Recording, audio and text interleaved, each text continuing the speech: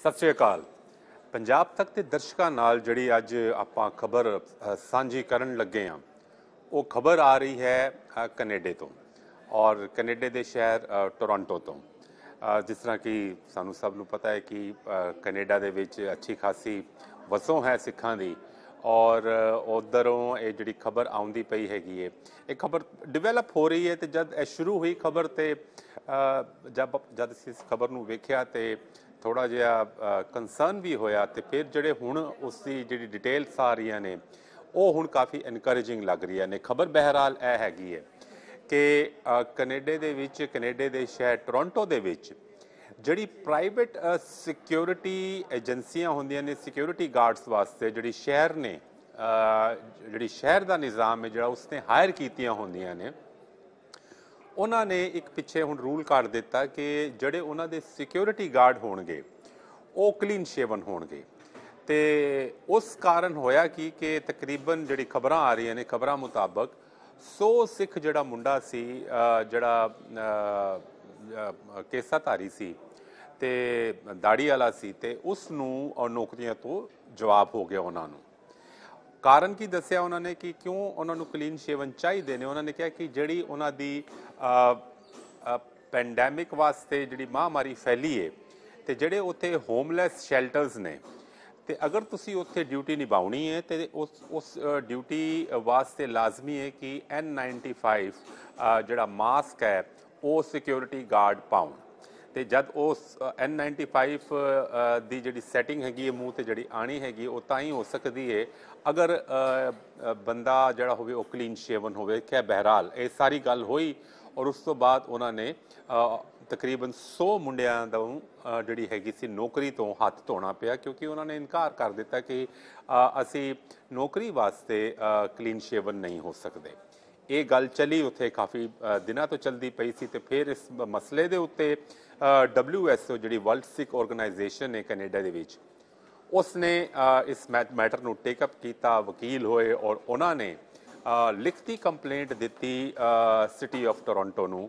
ਉੱਥੇ ਦੇ ਮੇਅਰ ਵੱਲ ਵੀ ਇਹ ਗੱਲ ਪਹੁੰਚੀ ਔਰ ਹੁਣ ਜਿਹੜੀ ਖਬਰ ਆ ਰਹੀ ਹੈਗੀ ਉਹ ਇਹ ਆ ਰਹੀ ਹੈਗੀ ਹੈ ਕਿ ਜਿਹੜੇ ਉੱਧਰ ਦਾ ਜਿਹੜਾ ਸਿਟੀ ਐਡਮਿਨਿਸਟ੍ਰੇਸ਼ਨ ਹੈਗੀ ਹੈ ਟੋਰਾਂਟੋ ਦੀ, ਉਹਨਾਂ ਨੇ ਬਾਕਾਇਦਾ ਹੁਣ ਡਾਇਰੈਕਸ਼ਨਸ ਦਿੱਤੀਆਂ ਨੇ ਕਿ ਉਹਨਾਂ ਮੁੰਡਿਆਂ ਨੂੰ ਰੀਇਨਸਟੇਟ ਕੀਤਾ ਜਾਵੇ। ਅਤੇ ਕੋਈ ਵੀ ਐਸਾ ਰੂਲ, ਹਾਲਾਂਕਿ ਰੂਲ ਸਿਟੀ ਆਫ ਟੋਰਾਂਟੋ ਦਾ ਹੀ ਸੀ, ਪਰ ਉਹਨਾਂ ਨੇ ਇਸ ਗੱਲ ਨੂੰ ਬਿਲਕੁਲ ਕਲੈਰਿਟੀ ਨਾਲ ਹੁਣ ਜਿਹੜੀ ਗੱਲ ਕੀਤੀ ਉਹ ਇਹ ਕੀਤੀ ਹੈ ਕਿ ਰੂਲ ਆਪਣੀ ਥਾਂ ਹੈਗਾ ਅਤੇ ਹਿਊਮਨ ਰਾਈਟਸ ਜਿਹੜੇ ਨੇ ਉਹ ਆਪਣੀ ਥਾਂ ਨੇ। ਹਰ ਜਿਹੜੀ ਸੰਸਥਾ ਵੇ, ਜਿਹੜੀ ਵੀ ਆਰਗੇਨਾਈਜੇਸ਼ਨ ਹੈਗੀ ਹੈ, ਉਸ ਨੂੰ ਇਸ ਗੱਲ ਦਾ ਧਿਆਨ ਰੱਖਣਾ ਪਏਗਾ ਕਿ ਕਿਸੇ ਦਾ ਹਿਊਮਨ ਰਾਈਟਸ ਜਿਹੜੇ ਨੇ ਉਹ ਵਾਇਲੇਟ ਨਾ ਹੋਣ। ਜਿਹੜੇ ਕੈਨੇਡਾ ਦੇ ਹਿਊਮਨ ਰਾਈਟਸ ਨੇ, ਜਿਹੜੇ ਹੋਰ ਲੋਕਲ ਹਿਊਮਨ ਰਾਈਟਸ, ਬਾਕਾਇਦਾ ਸਭ ਕੁਛ ਲਿਖਤ ਵਿੱਚ ਹੈਗਾ, ਜ਼ਬਾਨੀ ਜਮ੍ਹਾਂ ਖਰਚ ਨਹੀਂ ਹੈਗਾ ਉੱਥੇ।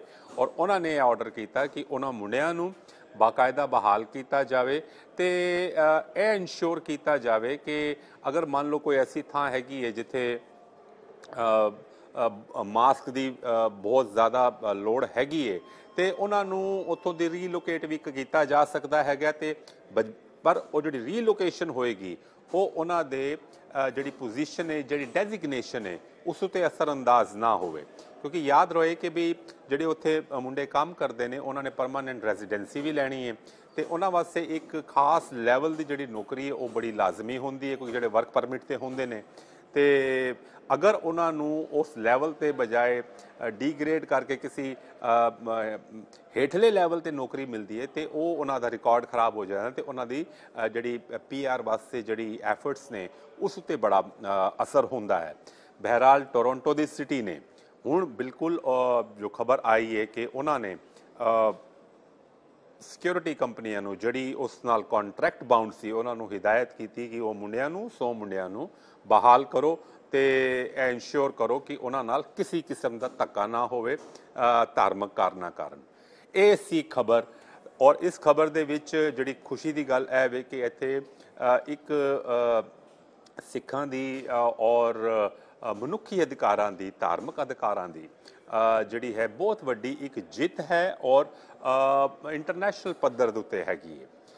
ਹੁਣ ਅਸੀਂ ਇਸ ਨੂੰ ਜਦ ਆਪਾਂ ਗਲੋਬਲ ਲੈਵਲ ਤੇ ਵੇਖਦੇ ਹਾਂ, ਇੰਟਰਨੈਸ਼ਨਲ ਲੈਵਲ ਤੇ ਵੇਖਦੇ ਹਾਂ, ਤੇ ਇੱਕ ਚੀਜ਼ ਜਿਹੜੀ ਵੇਖਣ ਨੂੰ ਇੱਥੇ ਮਿਲਦੀ ਹੈ ਉਹ ਇਹ ਮਿਲਦੀ ਹੈ ਕਿ ਕਿਸ ਤਰ੍ਹਾਂ ਕਿਉਂਕਿ ਕੈਨੇਡਾ ਇੱਕ ਐਸਾ ਮੁਲਕ ਹੈਗਾ ਜਿੱਥੇ ਅਰਲੀ 1900s ਦੇ ਵਿੱਚ ਹੀ ਸਿੱਖਾਂ ਨੇ ਜਾਣਾ ਸ਼ੁਰੂ ਕੀਤਾ ਸੀ। ਫਿਰ ਕੋਮਾਗਾਟਾ ਮਾਰੂ ਦਾ ਵੀ ਇਤਿਹਾਸ ਸਾਨੂੰ ਪਤਾ ਹੈਗਾ ਜਿਹੜਾ ਹੁੰਦਾ ਹੈ, ਤੇ ਉੱਥੇ ਕੋਈ ਜਿਹੜਾ ਸਿੱਖ ਹੈਗਾ ਕੋਈ ਉਧਰ ਕੋਈ ਸਟ੍ਰੇਂਜਰ ਨਹੀਂ ਹੈਗਾ।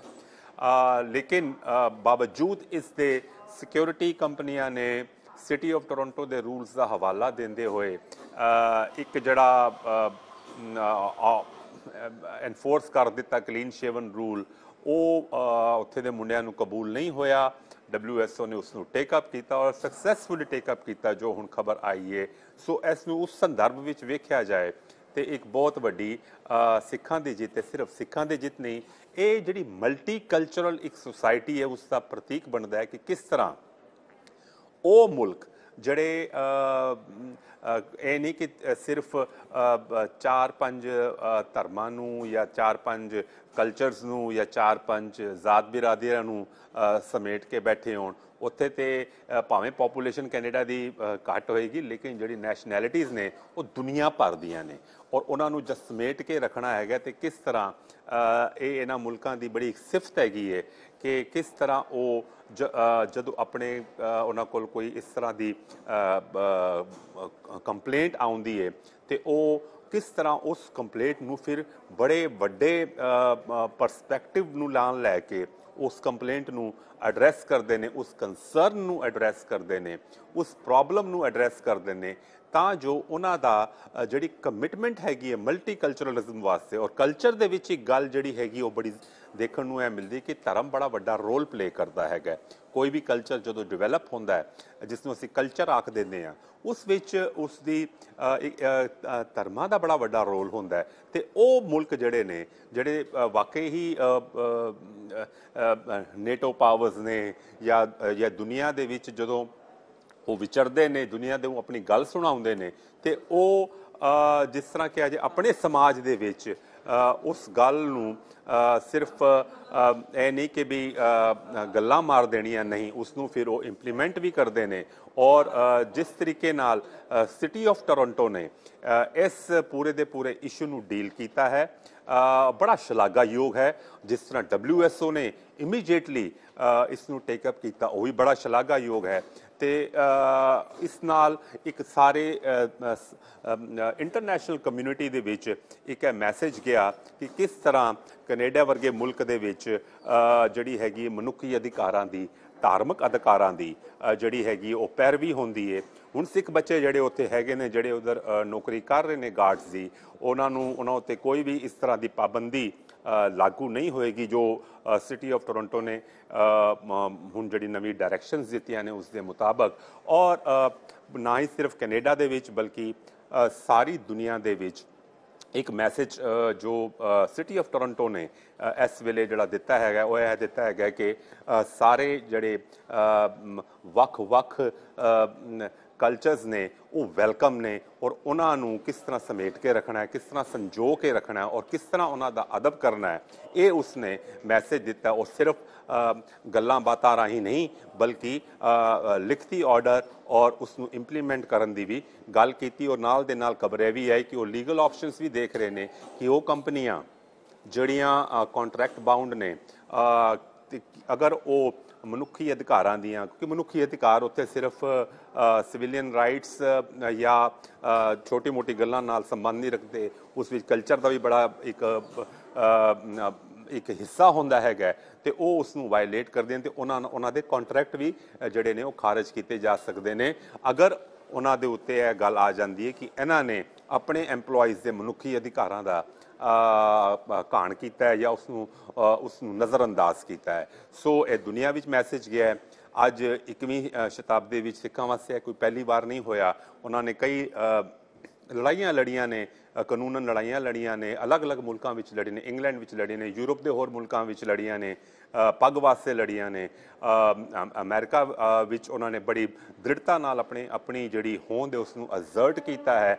ਕੈਨੇਡਾ ਵਿੱਚ ਉਹ ਇੱਕ ਹਾਲਾਂਕਿ ਸਿਰਫ ਪੋਪੂਲੇਸ਼ਨ 2% ਬਟ ਦੇ 5 ਅਬਵ ਦੀ ਵੇਟ, ਤੇ ਜਿਸ ਤਰ੍ਹਾਂ ਉਹਨਾਂ ਨੇ ਇਹ ਜਿੱਤ ਹਾਸਲ ਕੀਤੀ ਹੈ, ਇਹ ਇੱਕ ਬੜੀ ਸ਼ਲਾਘਾਯੋਗ ਹੈ। ਔਰ ਨਾਲ ਹੀ